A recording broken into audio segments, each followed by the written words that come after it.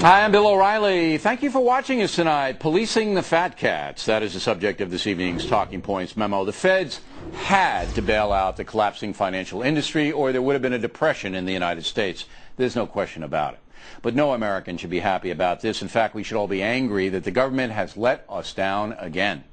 Capitalism is a social contract. It requires trust between we the people and financial institutions like banks and brokerage houses. That trust has now been broken, and our government did not properly alert us to the danger, so we got hurt.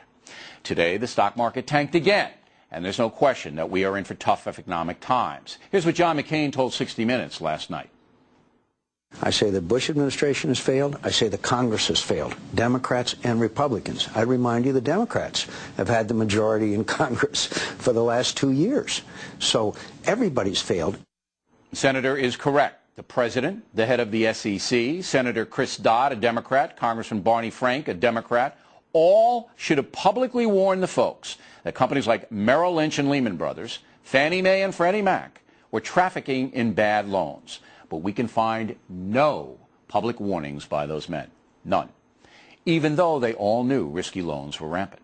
Look, when bad food comes to the market, the FDA has responsibility to warn us. When bad toys came in from China, the feds issued warnings. When cars are faulty, they're recalled. But in this case, with tens of millions of Americans investing in companies that were doing risky business, the feds stood mute.